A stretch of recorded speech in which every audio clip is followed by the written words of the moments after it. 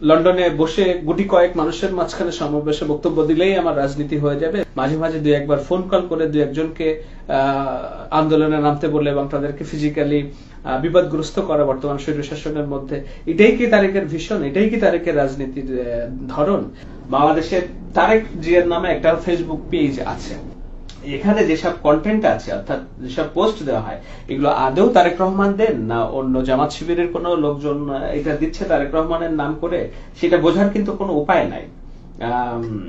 তারেকের যদি প্রতিপক্ষ দেওয়া হয় তাহলে বাংলাদেশের সজীব ওয়াজেদ জয়, তরুণ রাজনৈতিক নেতা আওয়ামী লীগের, এই ভেরিফাইড পেজ থেকে সজীব ওয়াজেদ জয় প্রতিনিয়তই তার বক্তব্য প্রচার করে যাচ্ছে। তারেক রহমান 10 বছর হলো লন্ডনে আছেন, একটা ফার্স্ট ওয়ার্ল্ড কান্ট্রিতে থাকেন, পশ্চিমা বিশ্বে থাকেন।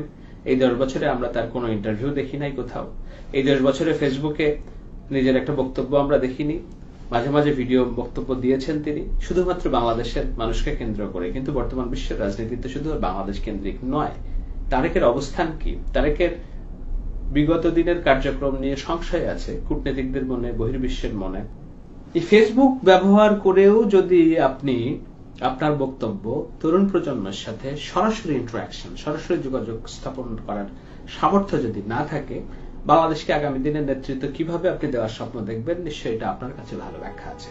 বঙ্গবন্ধুকে অশ্রদ্ধা করে কথা বললেই যে খুব রাজনীতিতে সক্রিয় হওয়া যাবে, এটা ব্যক্তিগতভাবে আমি মনে করি না। দুর্বলতম দলের একটিতে পরিণত হয়েছে বিএনপি, তারেক জিয়াও দুর্বলতম নেতৃত্বের একটিতে পরিণত হয়েছে। ঢাকা শহরে মাসে গড়ে 20 জন করে খুন হচ্ছে, সেই শহরে জনাব তারেক রহমানকে যদি আমরা হারিয়ে ফেলি, হোয়ার ইজ বাংলাদেশ? এই বাংলাদেশের আপামার জনসাধারণের ভরসার জায়গাটাকে আজকে যদি আমরা তারেক রহমান হারাই, এটা কি তারেক রহমানের নিজের লস, দল হিসেবে বিএনপির লস, না বাংলাদেশের যারা কোটি লক্ষ কোটি মানুষ যারা মধ্যপ্রান্তের বাংলাদেশের স্বপ্ন দেখছে, সকলের বাংলাদেশের স্বপ্ন দেখছে, সংখ্যালঘু নিরাপত্তার বাংলাদেশের স্বপ্ন দেখছে, নারীর অধিকারের বাংলাদেশের স্বপ্ন দেখছে, প্রগতির বাংলাদেশের স্বপ্ন দেখছে, কিভাবে ডেভেলপমেন্ট পলিটিক্স এগিয়ে নিয়ে যাওয়া যায়, গ্রামের মানুষের ভাগ্য উন্নয়ন করা যায়, হেলথ কার্ড, কৃষক কার্ড, এইসব কথা তো আর কেউ বলছে না। সুস্থ শুদ্ধ পলিটিক্স